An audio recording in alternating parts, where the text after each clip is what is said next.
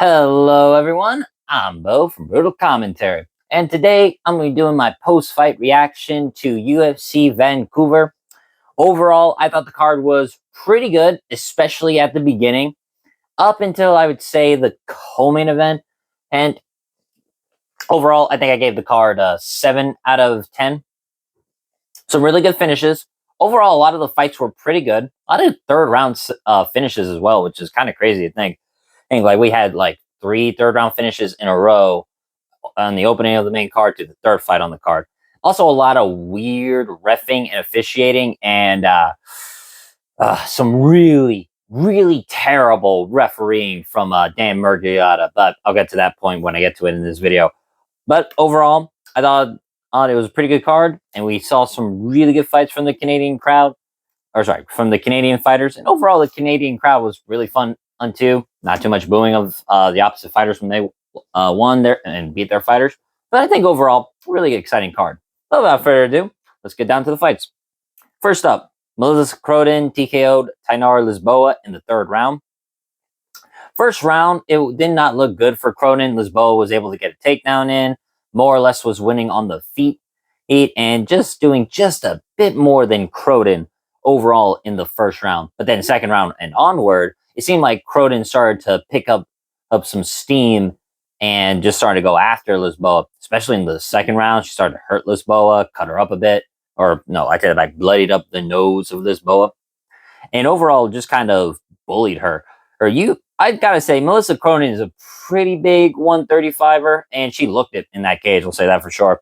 Now, I mean, Lisboa is not by no means a small women's bantamweight, but I think Cronin was rightfully the bigger girl in there. And throughout the week, I noticed how the odds were starting to shift till Cronin was a bit of a favorite.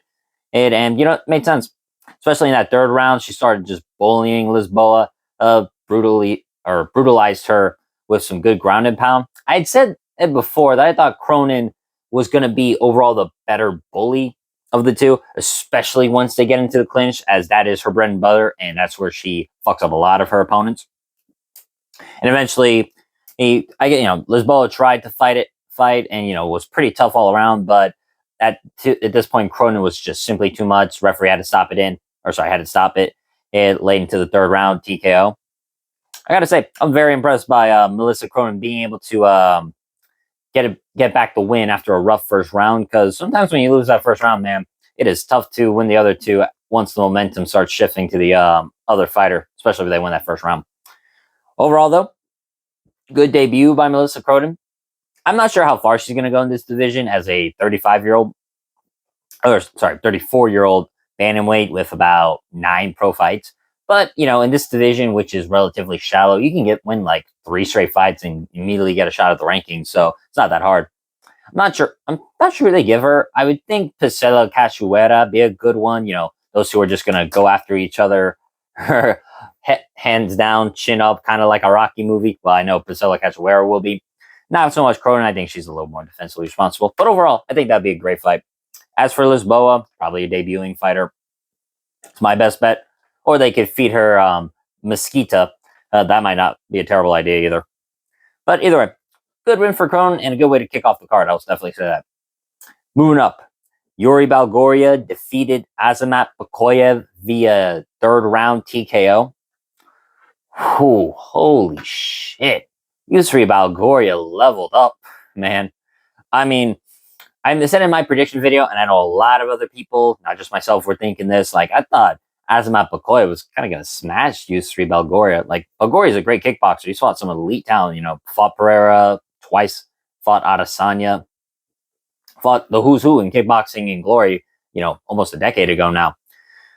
But he just seemed like the perfect type of matchup for Azamat to win, that pressure heavy, that Russian heavy pressure style, go for the takedowns, dominate control, find a submission on top, or just go with the ground and pound. That's what I thought was going to happen.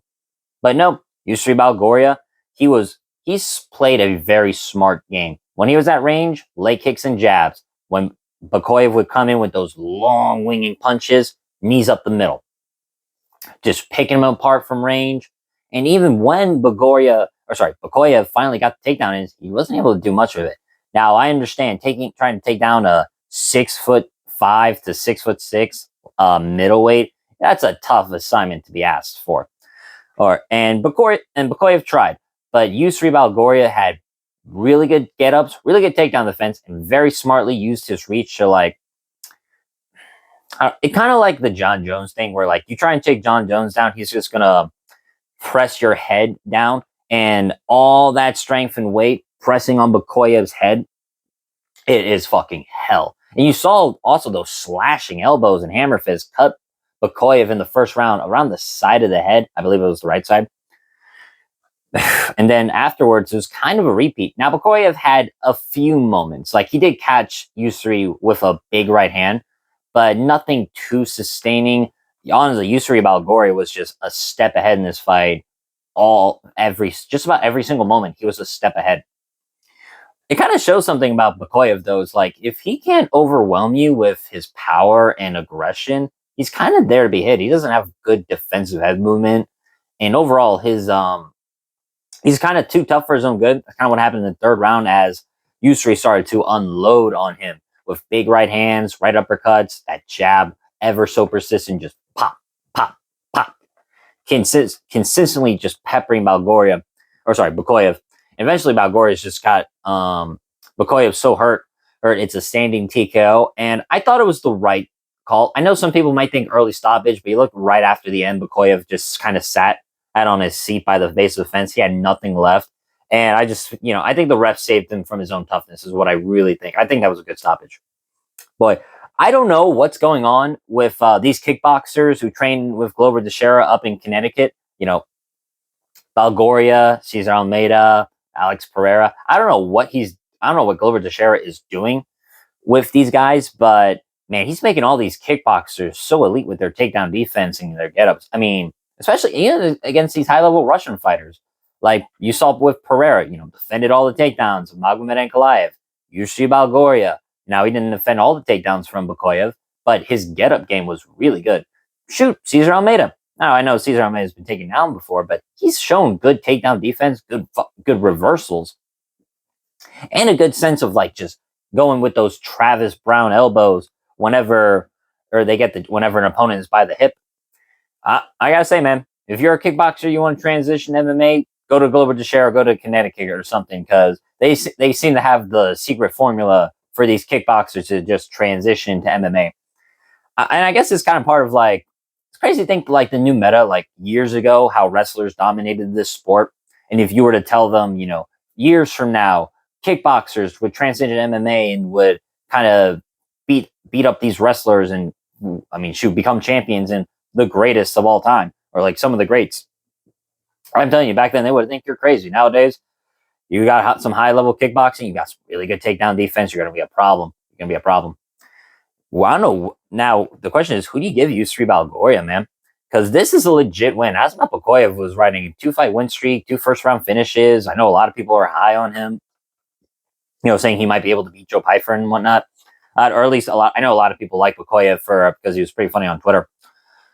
And now, this puts Balgoria right in the mix in the middleweight division. Man, middleweight is getting so stacked at this point. It's kind of crazy. Part of me thinks, keep him away from Atabek Gutier. Those two are rising contenders now. I don't see the point in them fighting just yet. Maybe if they're trying to fight for a ranking position, maybe. But maybe they can give Balgoria Dustin Solsfus as a good nice next test, or Kelvin Gastelum if Kelvin Gastelum actually makes weight again. As for Bakoyev, this kind of sets him back. This was a short notice opponent and someone he was supposed to smash, essentially. As a big 2-1 favorite. I don't know. I can't remember if he closed as a 3-1 favorite, but I know he was well over minus 250. Well over. This does set him back a bit, but I don't think it's the end of the world. He could maybe fight the winner. He might fight Cedricus Dumas, because I know Dumas is scheduled to fight someone in November. His name is escaping me off the top of my head. Or they could give him Nick Klein as a good bounce back. Either way, there are plenty of fights for Yusri Balgoria, and I love his style. I'm very excited to see what his next fight is. Moving up on the card, Stephanie Luciano defeated Rivana Oliveira via third-round submission via rear naked choke. This fight was kind of an example of of a snowball's effect for me. as I thought Luciano and Oliveira were pretty nipped and tucked in the first round, trading leg kicks, trading some strikes. It was like with Luciano, it was like leg kick. Oliveira would return with a 1-2 down the pipe. And it was kind of like just like tit for tat for majority of the first round, though I slightly leaned toward Luciano with her activity. And I thought she had a bit better of the striking moments. But then after that first round, Luciano just got better and better, especially when she started implementing her grappling. Specifically, the last 15 seconds of round two, she hit that double leg, hey, perfectly, and Oliveira couldn't get up. But then again, it was like 15 seconds left. But you saw Luciano really start to pick it up. She started to, I wouldn't say get in the flow, but I think she was just being much more comfortable in the octagon. And overall, just performed very well against Ivana Oliveira, who I will say, Ivana Oliveira looked good at 115 pounds. I didn't know if she could make the weight because she's only ever fought at 125 and occasionally 135, but I thought she made the weight pretty well and didn't look like it affected her too much. But Luciano eventually went for the grappling once again in the third round. And then in the sequence where Oliveira, I believe it was butterfly guard, she gets Luciano off her. Then Luciano fires off a pinpoint right hand standing to ground and pound. And that rocked Oliveira. You saw her head hit the canvas. It was clear she was dazed. And then Luciano immediately cinched up the back, hunted for the rear naked choke. Oh, and you could see Oliveira, her eyes were definitely like kind of glazed. She was definitely clearing out some of the cobwebs, and she's just not fully cognizant enough to fight the hands properly. And Luciano eventually cinched up the choke, and Ivana Oliveira tapped. Good performance by Luciano, who came back after a loss to Sam Hughes, but Sam Hughes is riding now a 3-fight win streak. Egan is the prospect killer. That's what Sam Hughes is, the prospect killer. Overall, I thought this was a good bounce back for Luciano. I thought she would win this fight. I was a little nervous seeing how Oliveira would do at 115, but I thought the lighter or fighter skill sets were going to be superior. And you saw it too. Luciano was definitely the faster of the two. Not sure who they give her at this point. Strawweight is pretty cutthroat, what I would say, and I don't think that's going to give her a shot in the top 15 or someone that close. But I'm sure they can find someone. I feel like maybe they might give her another debuting fighter from the Contender Series. That's not out of the realm of possibilities for me with Luciano. As for Ivana Oliveira, I'm not sure or what they do with her. They might cut her. I mean, this was her first fight in a while now, like 2 years. And before that, she got lost handily by Lisboa. They might give her like Alex Ardelin. That's a possibility. And for like Luciano, they could give her Shauna Bannon. And I could see that fight as well. Or maybe Pooja Tumara. I don't see why not. So though, good win by Luciano. Oh, at this point on, I'm going to say this. A lot of huge underdogs that are winning on this card. The first one was those being Jordan Santos defeating Danny Barlow via decision 29-28. It's funny. I saw the scorecards for some of the fights, and I was a little surprised. Most of the judges didn't give Danny Barlow the first round. They instead gave him the second round. And, Jordan Santos easily won the third round. That's not up for debate. I thought this was a pretty good fight overall. This was Barlow's attempt to move up at middleweight. And I thought he looked good for the most part. Now, credit to Santos. He's a very durable fighter. He took some big shots from Barlow. And a lot of those shots were accurate and powerful, especially that left hand. And because Barlow does got some power, that left hand. Though I guess it seems like his power from the regional scenes to the UFC didn't translate. You do see it sometimes. It's not only just like a skill level thing, but also like the best athletes are usually in the UFC, and usually the best athletes are not that chinny, and or at least have some level of grit and determination you don't get when you're fighting, more or less scrubs or guys you've never heard of on the regional scene. Not to be mean, but that is the truth. Sometimes when you fight a UFC athlete and that opponent doesn't go away, it can be discouraging. But overall in the fight, Santos I thought had some pretty good leg kicks, overall good aggressive boxing, and was constantly in Danny Barlow's face from beginning to end for the most part. I thought Barlow did a good job at times with his accuracy when he started to string punches together.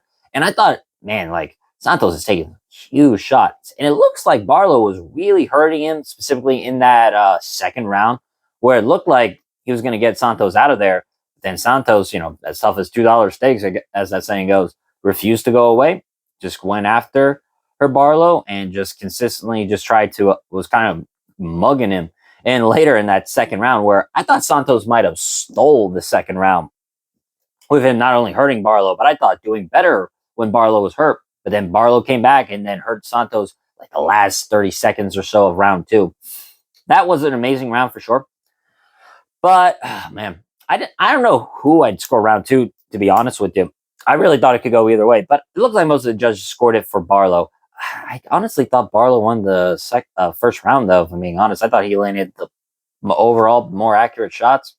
Now, granted, I'm saying this too because I picked Barlow, so I am saying this under the pretense of a little bit biased that my pick was wrong. But I honestly thought Barlow won the first round. Now, the second round was a coin flip. If they the judges gave it to Santos, I wouldn't disagree because he had a lot of moments too in that fight.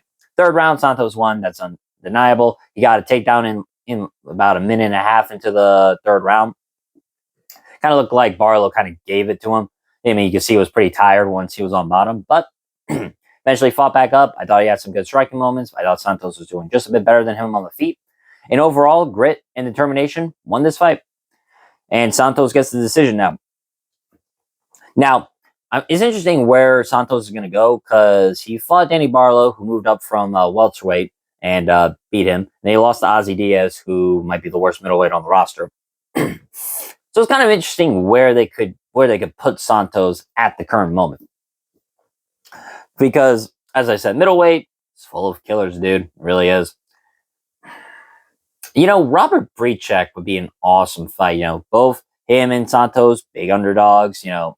Breachek recently TKO'd Brad Tavares. Santos won the decision against Barlow. Both of them are very aggressive fighters. I could totally see that being a very good barn burner, honestly. That'd be a really fun fight. As for Barlow, man, 2 straight losses after being undefeated. It's not looking good. I will say I thought this move to middleweight was pretty good for him, and I thought he looked pretty good for the most part. He's still interesting. It's just, really question now how good is he at this point. But I think there's still some fights for him at middleweight. I wouldn't be too discouraged. Maybe fight with Eric Anders, but then again, I can see Eric Anders kind of out wrestling him. Or maybe Brad Tavares as well. That's not a terrible idea. So, though, good win by Jordan Santos. Oh, that's for sure. Moving up on the card. Where are you? Boy. Richie Lang knocked Cody Gibson the fuck out in about, a minute and change? I was honestly kind of shocked. Oh, I'm sorry. I take that back. The bout order for the card changed Friday, so the bouts that I have in comparison to my notes are out of order. I apologize for that. Moving up on the card, Bruno Silva submitted Hyung-Sung Park via third round submission. Man, dude. Bruno Silva, you cannot count out that guy. He is a dog. He's Bulldog Silva, man. He looked fucking amazing in this fight against Hyung-Sung Park. Better than I've ever seen him. And if I'm being quite honest with you, he had such good striking moments. He was hurting Park with almost everything he was hitting with, especially those uppercuts from close range when Park tried to come in, some good left hooks. And I think it was a right hand that dropped Park in the second round from Silva. And then Park, I thought he had good striking moments, more specifically in round 3, where he knew he was down 2 and was going after Silva, trying to go for the knockout. I thought Park then had some pretty good striking moments overall with his knees and body hooks. But Bruno Silva was just so much faster than him, stronger than him, more powerful. Or I guess those are technically the same thing, but I mean strength in wrestling and grappling, and then the power in his hands for Silva was better than Park's. Overall, it was just a clear skill gap, especially in the grappling where Silva got his takedowns in and was able to control Park for vast majorities of the fight. Now, Park had some clever moments in the jiu-jitsu where he was able to stay safe for majority of the fight. There we go. Excuse me on that. But even then, he couldn't get Bruno Silva off him, even when Silva was in top control. Oh, now he did try to do a weird like pendulum swing where he's just like swinging this way while Bulldog was on top of him. But Silva just had much better balance and a good core. So Silva wasn't going anywhere. Park wasn't going to get him off in that way. Eventually, the third round hits, and like I said, Park knows he's down 2 rounds. Sounds like there's a clear cut on his hairline, some blood dripping from his jaw that looked pretty messed. No, I don't think it was broken or anything like that, but there was some good blood out of that. But and he was looking good in the third round. I thought he hurt Silva with a right hand, and then was going after him, like attacking the body, attacking from the head. I thought Park was like, trying to pick up some momentum and like get the win back. But unfortunately, veteran savvy won the day. Bruno Silva went for the takedown. He got it. Eventually, he's able to scramble to the back. Now, the first rear naked choke attempt, and he almost got it, but it looked like it was in. But Park eventually was able to break the hooks and kind of just spin out of the way. But the moment he got to his base, Silva was still on him and then cinch up another rear naked choke, standing while Park is kind of sitting down. And so when Park's head is this way while the choke is in, it was tight as a drum. He wasn't getting it out there. Park tapped, and Silva wins again. Another finish too. Ooh, that's like 5 straight wins in the UFC. Or sorry, not 5 straight, but 5 wins in the UFC, 5 finishes in his last few fights. He looked incredible. Bruno Silva looked incredible. Oh, I guess I should have realized, he lost to Manel Kopp and Joshua Van, and one's a top contender, the other's fighting for the title in like 2 months. I guess it shouldn't be too much of a shock that like, Silva was going to be able to get a win here, and he shouldn't have been as big of his favorite as he was. At the same time, though, it's like 30s. What? Like he's past 35 at flyweight, and he still moves with such speed, aggressiveness, and overall tenacity. And it doesn't look like he's really slowing down. Now, you could say, oh, maybe he's on the gear, and then it's possible. You saw that back acne. That was not pretty to watch. But I'm not here to call fighters drug cheats. I'm not here to do that. I'm never going to do that. Unless I actually get caught, and then there's something to talk about in that. But might as well put it out there. All I can say is what I saw, and what I saw was a vintage Bruno Silva performance, and a good one at that. Because Park lost to Tyra, which is completely forgivable, and the way he lost, on less than a week's notice, completely forgivable. This was a bad loss, I thought, because Park had he looked like a prospect to watch at flyweight, and now 2 straight losses, 2 straight submission losses too, against ranked opposition, granted, but definitely tough to see where Park's at this point in his career. I'm not saying UFC is going to cut him. I'm sure they're going to give him a rebound fight. I would think Park versus Cody Durden makes the most sense. They both lost to Silva, and both are coming off bad losses, or 2 bad losses, mind you. Oh well, Durden on a 3-fight skid, and now Park on this 2-fight skid. I think those 2 fight, winner gets cut. That makes the most sense. As for Silva, I can see him fighting the loser of Alex Perez and Asu Almabayev that fights in Qatar in a few weeks. I think he should fight the winner of that, or give him Charles Johnson. That would be an amazing fight. Charles Johnson versus Bruno Silva. That'd be a scrap. That is for sure. But still, great win by Bruno Silva. Moving up on the card, as I had mentioned, Orichi Lang knocked Cody Gibson the fuck out in about a minute and some change. Honestly, right out the bat, those two were trading right hands. Gibson landed first with his right hand, and then Orichi Lang hit him once, and you saw it stun Gibson. And then the second one, he pitched almost like a fastball or something. Just bam, hit Gibson right on the chin. You could hear the noise too. It sounded like he smacked the baseball. It sounded like he smacked the bat on him. And Gibson was down. Now, he wasn't fully out. He wasn't like unconscious. But he was in bad ways and looked like he was gonna go to sleep very soon. Eventually, Orichi Lang just started unloading with ground and pound, and the referee had to step in. It makes sense. No such thing. This is not a short stoppage by any means. Gibson was rocked very badly. And Orichi Lang was going for the kill. And I mean, as soon as Gibson was like protesting, like, "Oh, why you stop?" You can see his cheek was visibly swelling pretty badly too. So honestly, like I don't see any point in disputing that stoppage. I thought Orichi Lang rightfully won the knockout decision, or sorry, rightfully won by knockout. I'm kind of shocked though. I've never seen Orichi Lang fight like that before, and I've never seen him show that kind of power before. I mean, where was that when he fought like Rosas Jr. or Daniel Marcos or some of the other guys he's lost to? It doesn't make sense. Like, where did this power come from all of a sudden? Cody Gibson is a tough fighter. Cody Gibson is not easy to get out of there, and he's fought some grueling fights before. I don't know if the damage has finally caught up to Gibson. I mean, Gibson has a lot of fights. That might be it. And, 38 at bantamweight, it's not young.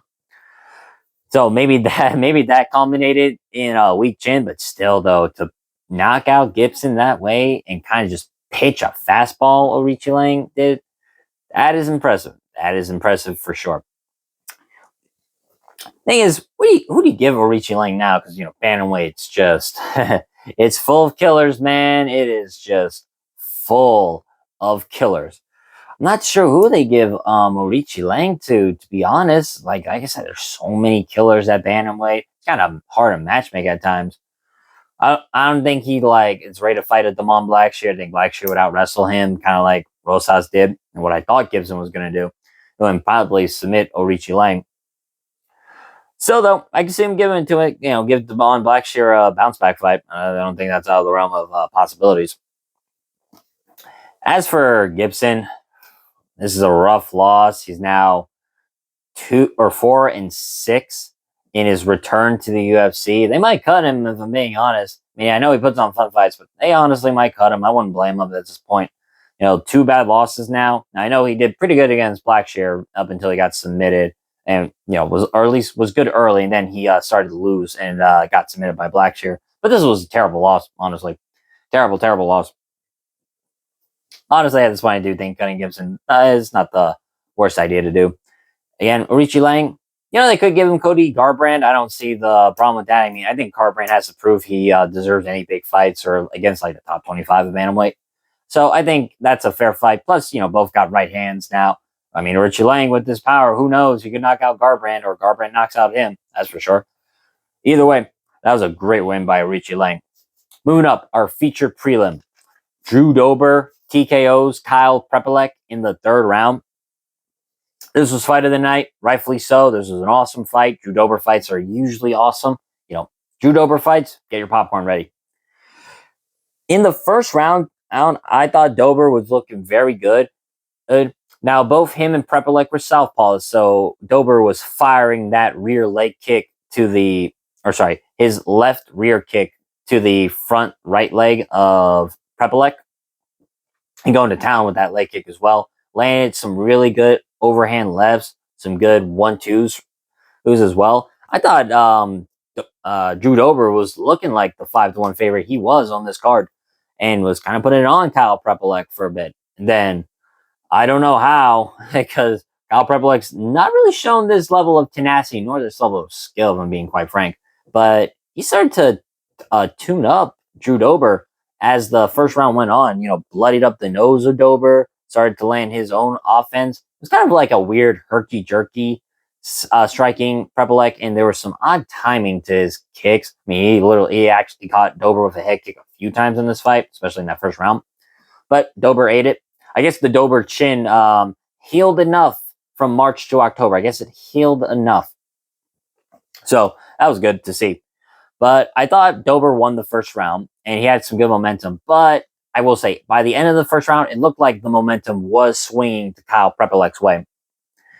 Now, then the 2nd round hits, and overall, it was Kyle Prepolek's round. I thought he was starting to gain momentum by the end of the 1st, and it definitely looked like by the 2nd round, he gained a lot more momentum. Started hitting Dober with a lot more shots. Now, Dober was landing his own, for sure. Then there was Prepolek checked one of Dober's low kick, opened a gash on the left leg of Dober, and it was bleeding pretty profusely. You can see every time he started to kick Prepolek with that leg, there would be just a little smear of blood wherever Dober kicked with that left leg due to the gash. It's pretty gnarly to watch, actually. Or sorry, pretty gnarly to see, too. But I just thought Kyle Prepelic was starting to hit Dober with some pretty hard shots. Hurt Drew Dober by the end of the first round. Nearly soccer kicked him till the ref stepped in. And honestly though, I thought what was it this fight or was it the Jordan Santos fight? Oh no, okay, yeah, it was the same referee.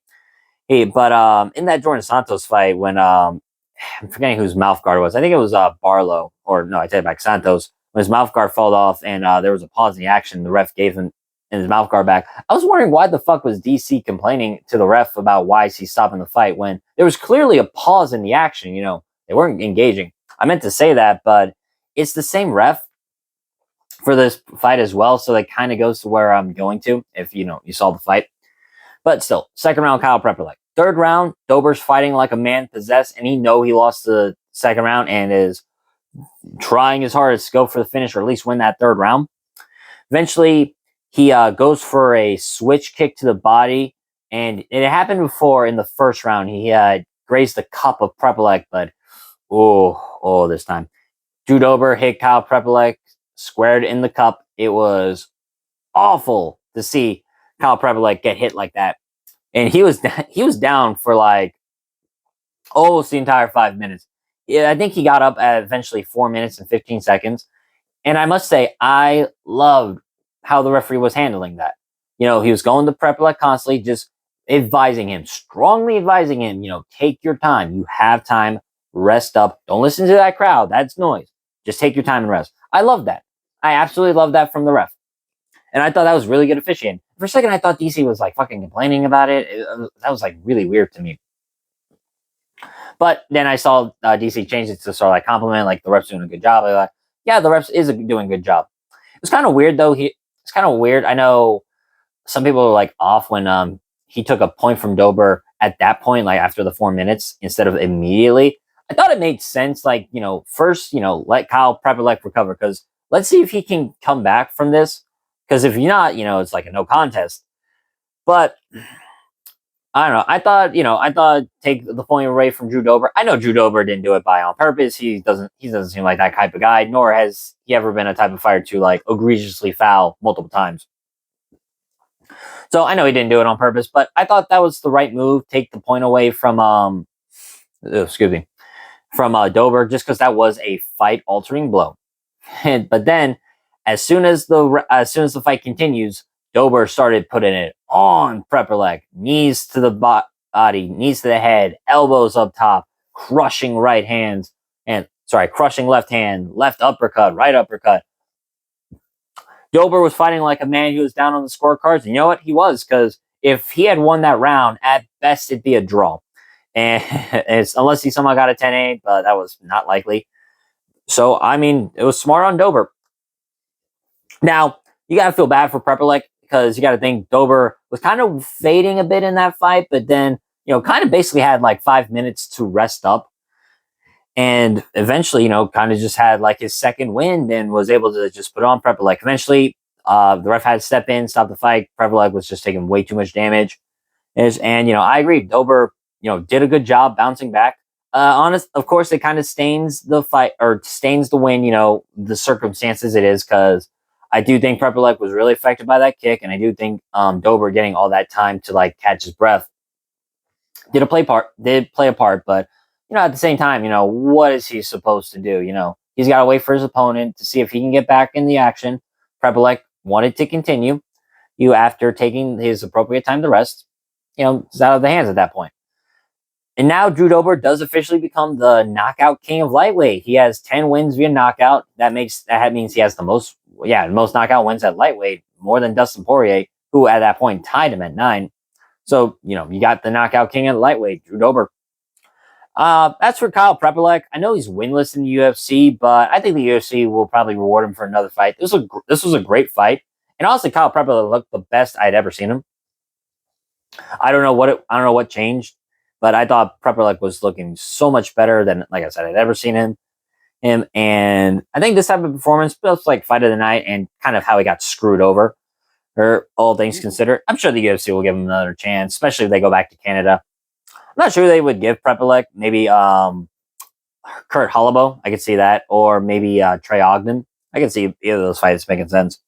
As for Dober, it's fun fights. He's 36. I don't see Dober, making another charge at the rankings. It's just fun fights for Dober. Esteban Ribovic. God, oh my God. Could you imagine Drew Dober, Esteban Ribovic? It'd be chaos. Or especially if he loses, give him a Taus Rubeski. Now, Rubeski's scheduled to fight Ludovic Klein, UFC 321 next week. I think if Rubeski loses, give him Drew Dober. Those two, they nothing but fight altering damage. They do nothing but take fight altering damage.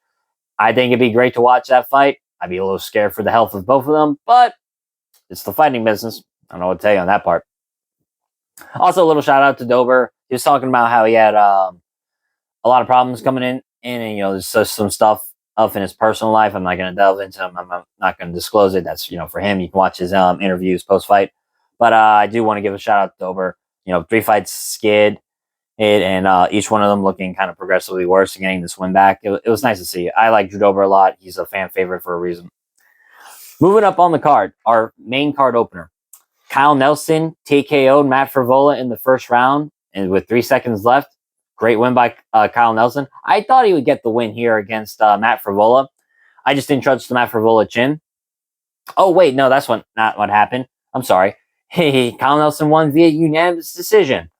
What the fuck was Dan Miragliotta thinking? Oh, my God. I'm going to get to that in just a second. I had to get that out there. Oh, my God.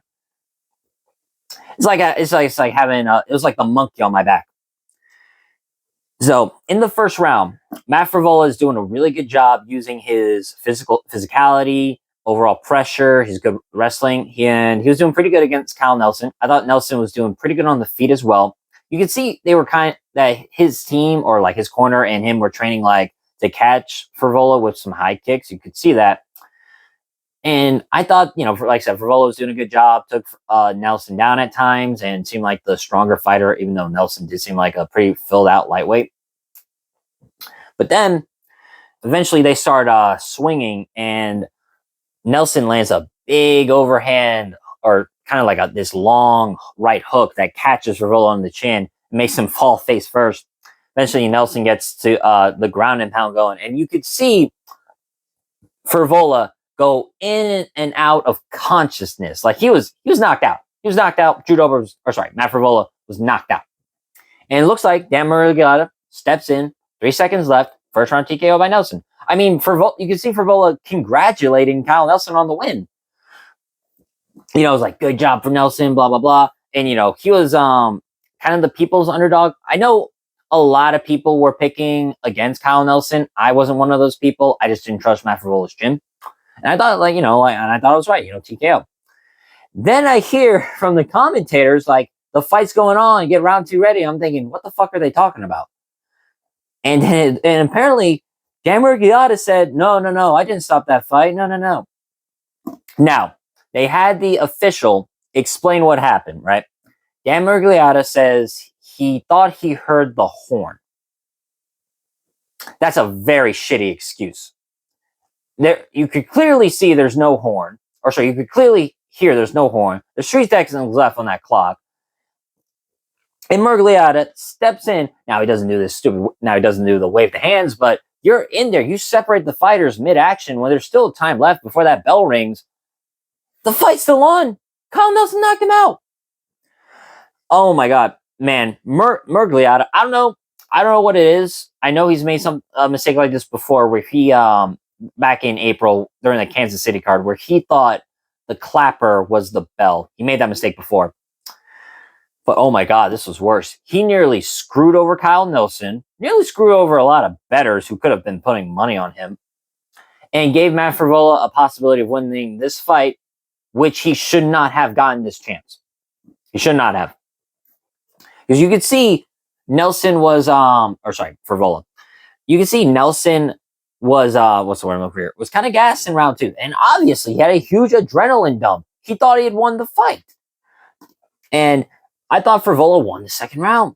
But then Kyle Nelson came back, won the third round, hurt Frevola a few times, started doing really good, throwing body hooks and body kicks. And you can see those are hurting Frevola. And eventually Kyle Nelson starts winning off his wrestling and, wins the decision. rightfully so. Now, I personally scored it 29-27 because I thought, okay, if he didn't get the TKO in round one, that at the very least has to be a 10-8 because he basically finished Favola. I thought that was the fair thing to do. No, I think it was 30-27 for Nelson. Oh my God. I gotta talk about this for just a second. Like, I don't know what the fuck is going on, but lately this has been happening a lot. You saw it recently, I should say. You saw in the perf card when Jake Matthews got that guillotine on Neil Magny. The referee seemed to wave it off with 6 seconds left, and now granted, I thought that would have been an early stoppage, and maybe jump the gun like Ben Askren and Robbie Lawler. But fair enough. At the end of the day, what can you do? Then he pulls that Uno reverse card, saying, "Oh no, fight's still on." And then Neil Magny wins the third round submission. And then what was it? Oh, Rio card.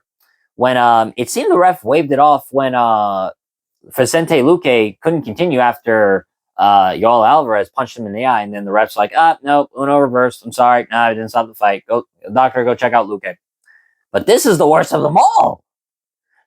Okay, you get to submission, it's possible you choked him out, but there's still 6 seconds left. Okay, maybe he could grit out those last 6 seconds, And then with the Luque one, it's like, okay, the guy clearly doesn't want to keep fighting, and then you get him the doctor, you give him plenty of this time to rest. It's like, what the fuck?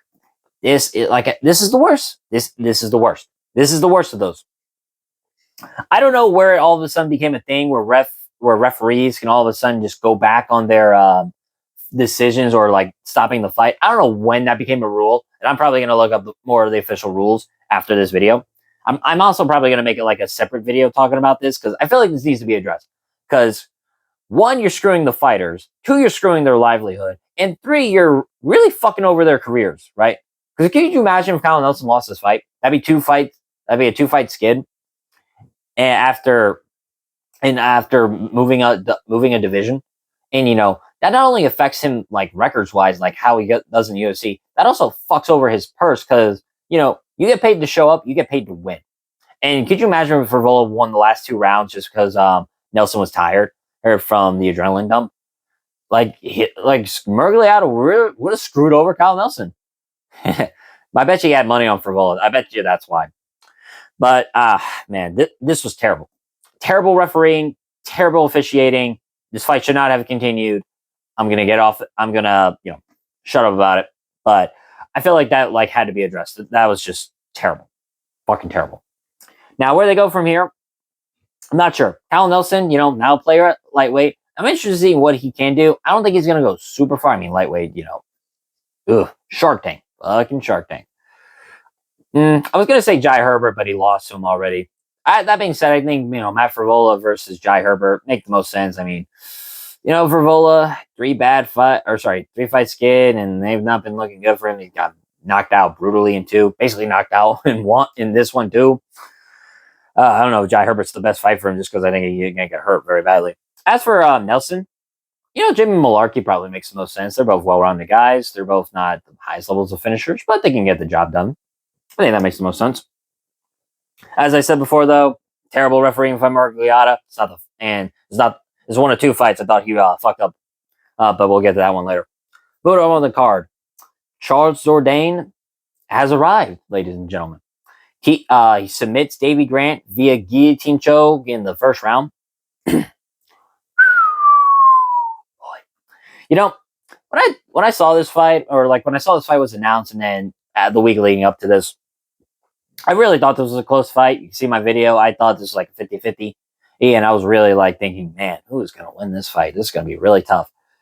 And then in practice, was not close, man. Charles Jourdain has arrived. That's 2 straight wins, 2 finishes in his new division against seasoned veterans in this division, in Victor Henry and Davey Grant. The fight was not that long either. It was 2 minutes at most, or sorry, 2 minutes and some change. And for Jourdain, you saw he had some really high volume striking, and he was throwing up this jumping knee several occasions, and you could see he was timing that knee as one of Grant's things when he strikes, especially when he's throwing it overhand. He kind of dips his arm out this long, and you could see eventually Jourdain is able to just time the flying knee and hits Grant squared in the nose. He smashed Davy Grant's nose. I mean, it was bad. It was bleeding profusely. I'll say this: Davy Grant is tough as nails. He didn't get knocked out. I don't know how, but he wasn't. But he was clearly going bad ways. And eventually, Jourdain was going for the ground and pound. Grant eventually starts to go for a submission, and Jourdain just locks up the guillotine, that high elbow guillotine he's really good at. He's submitted a few fighters with that, and that is like one. And he might have one of the best guillotines in the UFC. And submits Davy Grant. Wow, Charles Jourdain at bantamweight is a problem. He is a problem. He's a problem.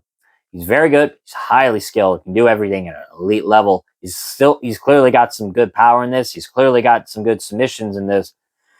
And he's in the proper weight class. You know, I'm not going to say he was an undersized featherweight, but he was never like the biggest guy at 145. And, you know, there are clearly fighters who outmuscled him, like Silva, for example, or Sean Woodson, who's like a freak at 145.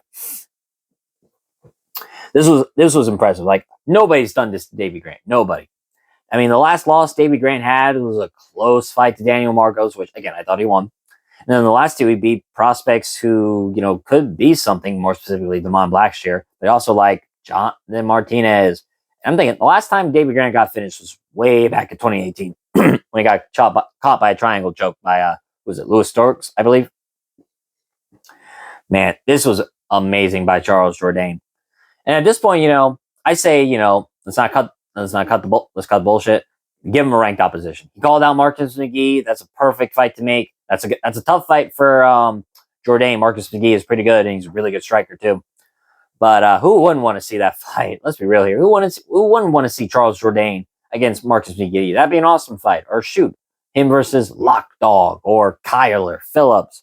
All those fights could be awesome. I mean, he could be a real player here at 135. I mean, we'll have to see when he fights some rank opposition, obviously. But beating a guy like Davy Grant, who is tough, gritty, and, you know, puts on a tough test for anybody, to just kind of smoke him the way he did, that was impressive. That's easily, I think that's the best performance of this card besides like Yusri Valgoria. This is the most impressive performance for me.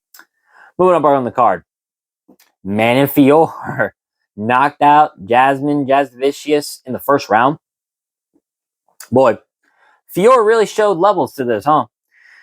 And now, I thought that, you know, if she was going to win, I honestly thought it would just be a decision. You know, she's had finishes before. Like, she finished Tabitha Ricci in her second fight in the UFC, and before that, Victoria Silva.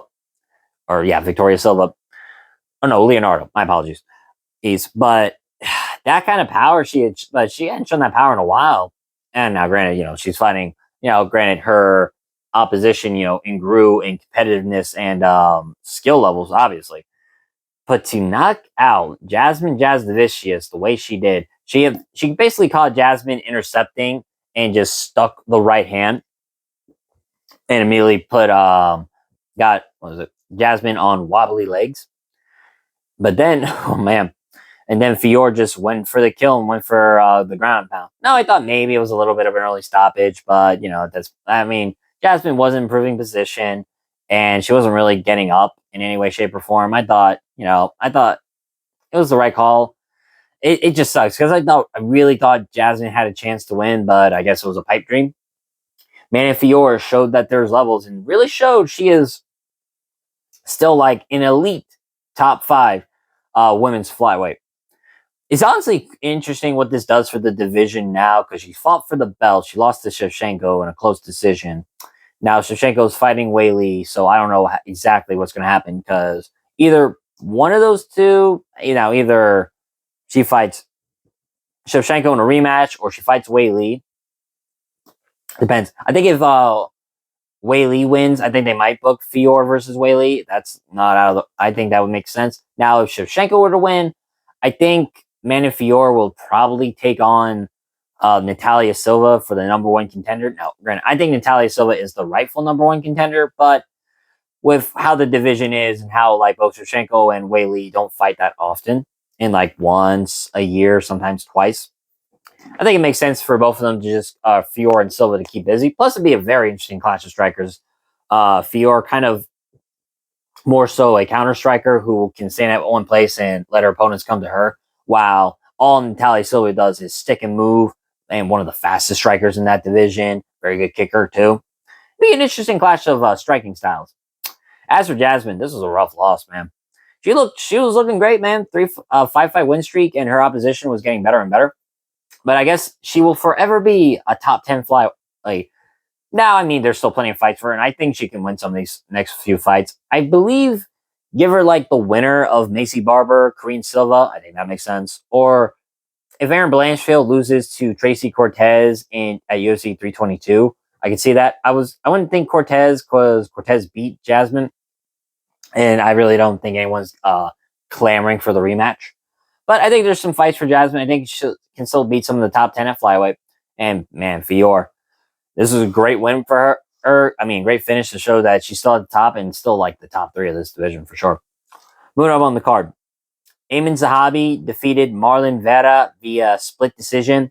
29-28 for Cheeto, and then 229-28 for Zahabi. I didn't think it was a split decision, if I'm being honest. I thought Zahabi clearly won the first and the third.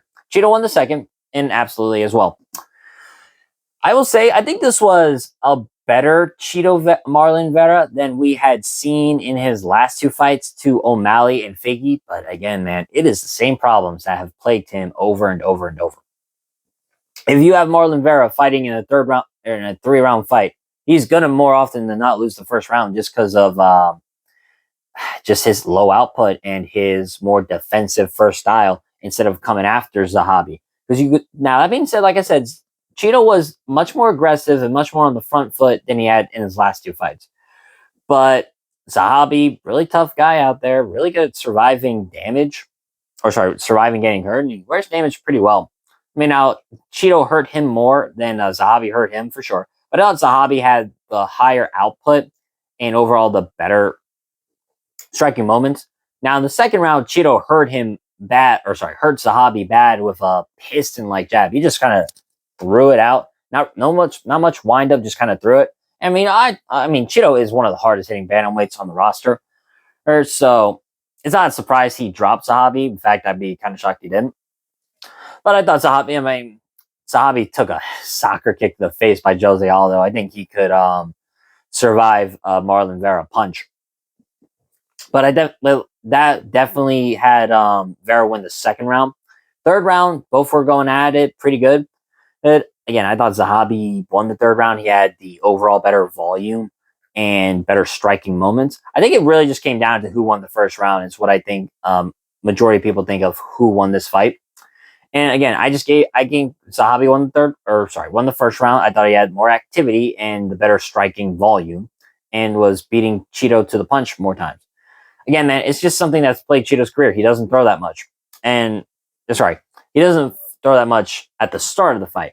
Now, as the fight goes on, he does start opening up and starts actually throwing more in combination. That's why he's a good 5-round fighter. Not so much a 3-round fighter. And unfortunately, I think he's going to be fighting some 3-rounders for the foreseeable future. 3-fight skid. I don't know if they give Cheeto a main event at this point, but they might give him someone who he could probably beat. I would think, Lock Dog. That'd be cool, man. Lock Dog would be an awesome fight. Or maybe David Martinez, too. That'd be a good one. As for Ayman Zahabi, he called out Sean O'Malley. I don't think he's getting that fight. Mostly because I know O'Malley's going to probably return sometime in January. Plus, I keep hearing he's fighting Song Yadong at best, or maybe Davison Figueiredo. So I don't think Zahabi's going to get that fight. Now, he might get Corey Sandhagen. He might get someone in the top 5. If Figgy's not fighting O'Malley, then it's Figgy, and vice versa. If Song's not fighting O'Malley, then Zahabi can fight Song. Either way, Ayman Zahabi, now on he's still on the 3rd highest win streak in the division. Now got arguably the biggest name ranking-wise in his career. Jose Aldo's still the biggest name, career-wise and legacy-wise. But now you just got to respect Zahabi, man. He deserves a shot at the top 5. Undeniable. He's undeniable for a shot at the top 5 for sure. As for Vera, like I said, man, This puts him down in the rankings. I'm not sure how far, but at least, he's still in the top 10. I think that's a guarantee. Yeah, we'll find out Tuesday, though. But I do think Cheeto versus David Martinez would be a great fight, or him versus Lock Dog would be a great fight. Either one of those would be awesome. I wouldn't complain about either of those. Moving up on the card, this one sucked. Mike Malott defeated Kevin Holland via unanimous decision, 29-28 across the board. Kevin Holland was looking good in the first round. He did pretty good at scrambling out of bad positions when Mike Malott took him down. I thought overall Kevin Holland had some better striking moments, especially when he caught a kick of Malott and dropped him with the right hand. Then it happens twice. Malott kind of goes for a weird sidekick and graces and hits the cup of Kevin Holland. Seems fine. And then, as they're in the clinch, Malott knees Holland right in the balls. It was a bad nut shot, really bad nut shot. You could hear it. Holland is struggling to get up like Prepelec, and the crowd's booing him. I don't understand it. How is it his fault for the other guy kneeing him in the nuts? Besides, Canadian did it. And then Murgliata once again makes another bad refereeing decision. But I don't know what's with Dan Murgliata all of a sudden, but he made some really bad decisions in this, and Frivola Nelson. He doesn't take a point from Malott. I don't understand it. Like the referee for Dober and Prepelec, first time Dober kicked him nuts, warning, fair enough. First time it was an accident. Same with this. And then the second time, take the point.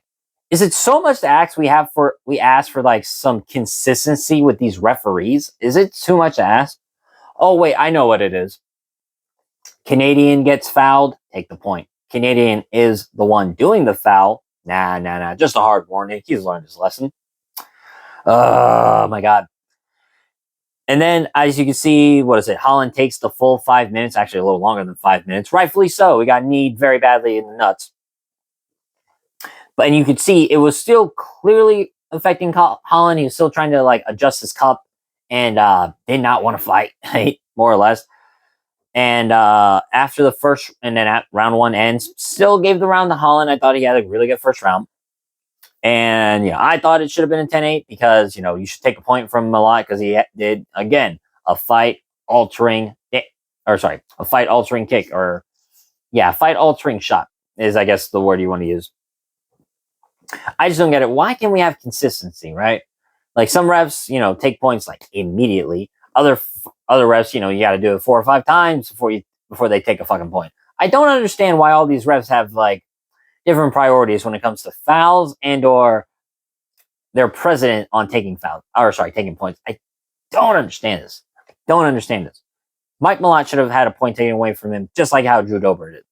It's so hard to ask. And then I'll get to that later. I'm sorry. And then the second round and onward is clearly Holland is still affected by the nut shot. Especially you saw in that first round when Holland was getting up from the stool. He clearly should not have continued. I don't understand how some of these officials, they boggle the mind, right? The doctor comes in, he's asking Holland, do you want to continue? Yes or no? Do I need to stop this fight? Yes or no? And Holland doesn't answer him. He's just shaking his head, adjusting the cup, blah, blah, blah. He's not doing anything. He's not answering. Then the freaking commissioner comes in, asks the same thing. Murgliata had been asking that same thing multiple times. Holland, he's shaking his head. No yes, no no, just I don't understand, right? If you're the officials and, fighter safety above all else, and it's clear Holland is still super affected by it, why not call the fight? I don't understand. Now, I know nobody likes no contest, especially with Mike Malott in Canada getting a shot at the rankings. I understand, right? Nobody wants a no contest. Nobody's going to go home happy with that. But if it's fighter safety first, then fuck the crowd and care about the fighter. It's that hard? I don't get it. And, it's not like Kevin Holland's going to say, no, I don't want to fight. He's a fighter. Or at the end of the day, and this is his job, and he obviously doesn't want to lose a percentage of his purse or something like that, or the ability to get his win bonus, obviously. But then, round two and onward, Mike Malott won the fight. Had better striking moments, I wouldn't say hurt Alllen too badly, but clearly landed more stinging shots, but got some good grappling in the third round. Mike Malott clearly ahead because Kevin Holland was clearly affected by the fight. Clearly affected by the nut shot. And then Mike Malott started going about like, oh no, my knee hit his hip when he did his not his post fight interview in cage, but like backstage when they do that interview after their fights. Going, no, man, my knee hit him in the hip. That's it.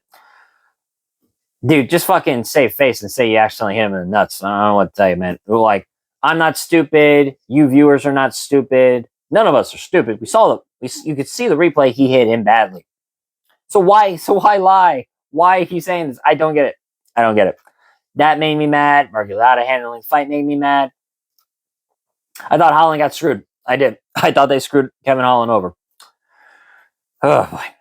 Moving up. Our main event. Oh, and if you like the video, comment and subscribe. I'd like to hear your opinions and how you think this card went. But to our main event. Brendan Allen gets the huge upset win, beating Reinier De Ridder via TKO due to retirement. That's what happens when a fighter cannot get up to answer the bell in between rounds. Specifically, after the fourth round. Boy, Reinier De Ridder is going to be Reinier De Quitter for a long time now. So, the first round, Reinier De Ridder is looking great. He's looking like the 2-1 favorite we all expected him to be. Got Brendan Allen down after a trip in the clinch. Had the back, had full mount, going for arm triangles, hunting for a rear naked choke. Overall, being the bigger guy in there, being a better grappler in there. I've said it before in multiple prediction videos now.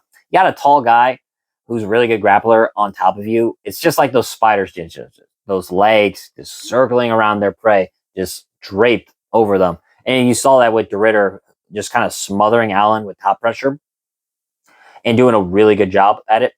Either that or taking his back. Second round comes in. De Ridder once again goes for the clinch, gets an outside trip, and kind of like sags his weight to take Allen down. Then he goes for a back take.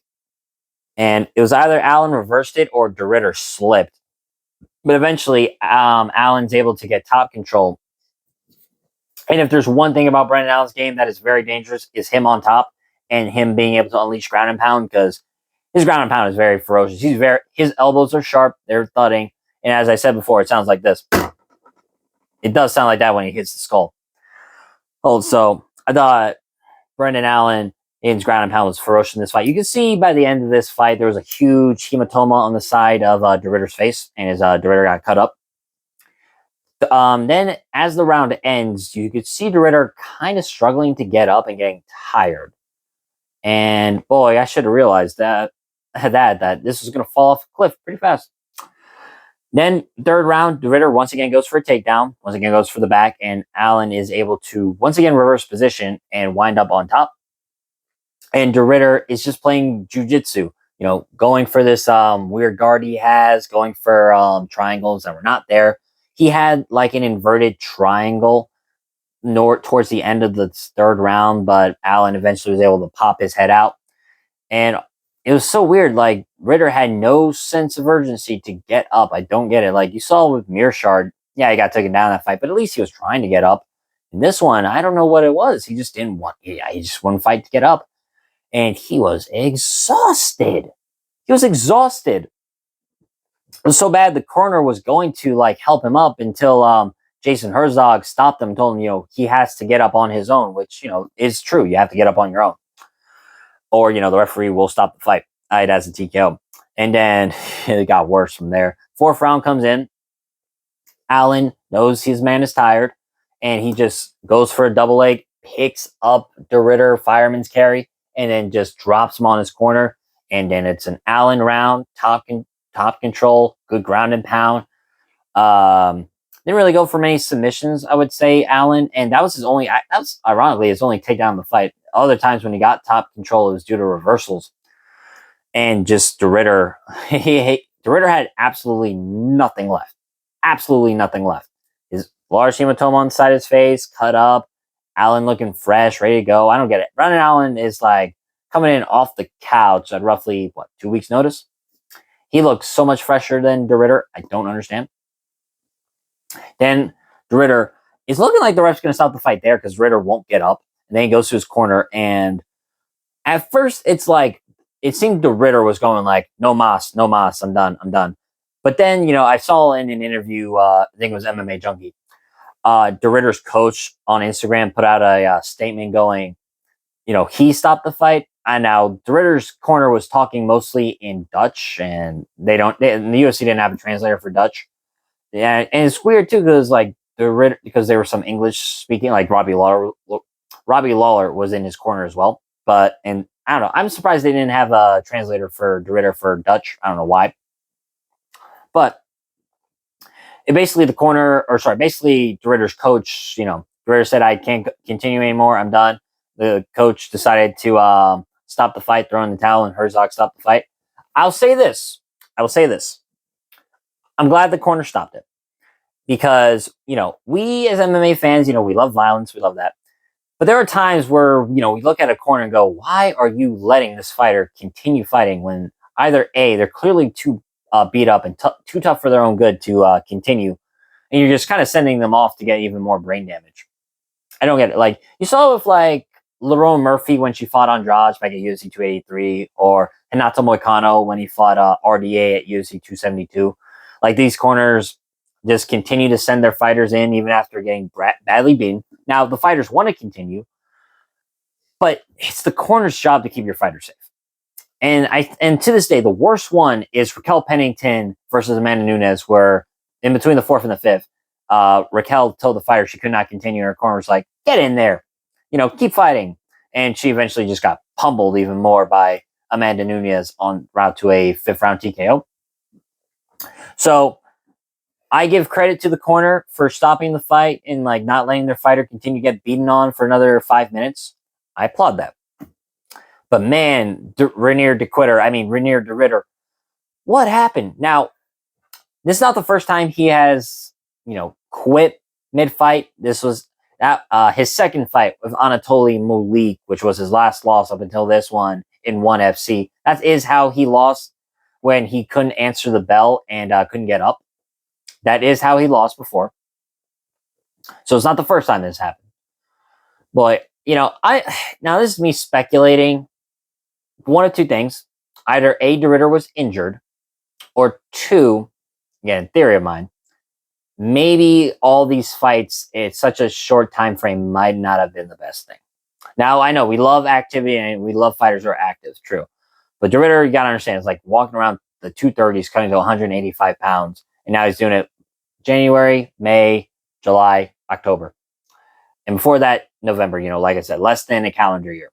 Less than a 365-day span. It's quite possible this really messed, and it's quite possible those weight cuts could have affected him, for sure. But, until then, and all I can think is, man, Brendan Allen bullied him for part of that fight.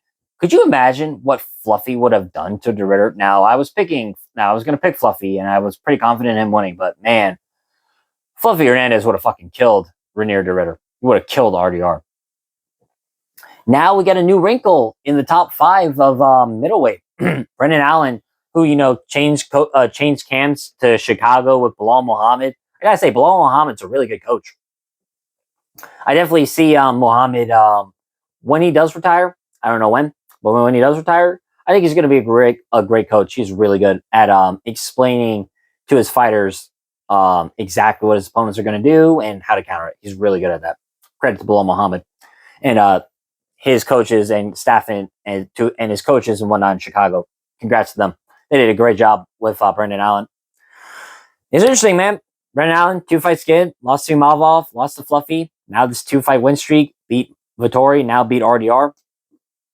It's very interesting to see how this middleweight division is going to play out now, because you think if De Ridder would have won, maybe he gets a title shot. Now with Alllen in the mix, I think it's undeniable. Nasruddin Imavov is the rightful number 1 contender for sure. I mean, I thought he already was, but I think this further solidifies it. As for Brendan Allen, I think they might give him the DDP fight. I don't see the problem with that. I think that's a really good fight. overall, it's interesting. I don't think Brendan Allen should be ranked 4th because Fluffy did beat him. I think they might move Fluffy up to 5 or 4. De Ridder's definitely going to go down out of the top 5, and then you put Alllen in 5. I think that's what might happen. I'm not sure. But I know Fluffy has 2 wins over Alllen, so I think he should be ranked above him. It's kind of interesting now, but I think there's a clear picture of how to matchmake in the middleweight division. I'm not the first to say this. I'm just saying it out there. Brendan Allen versus DDP, Imavov versus Hamzat. I think Fluffy should be fighting Sean Strickland. And now De Ridder, give him Israel Adesanya. That's probably the smartest move. Boy, I did not see that coming. A lot of big favorites, a lot of big underdogs on this card, one for sure. Overall, though, I went 6-7 on the card, 13 fights in total. I started off pretty well, but then the big underdogs started winning. And then some of the underdogs I picked are the least, like the not so big favorites, started to win. Excuse me. Overall, though, I thought it was a really good card. Like I said, those last 2 fights kind of mudded up for me. Mergliata was pissing me off to no end with that bad refereeing. But, I'm just barking up a tree at this point. All right. Overall, I thought this was a pretty good card, and I thought I think the month of October has been really good so far. This, 320, UFC Rio, I thought these have been great cards so far. But with that being said, that has been my breakdown of this fight. If you liked the video, comment and subscribe. I'd love to hear your opinions. What do you think of the overall? Do you think this new thing with these referees going back on what they stopped the fight should be addressed? If so, what do you think on it? But overall, this has been a great card. I'm glad y'all listened. I hope you take care. I've been Bo from Brutal Commentary.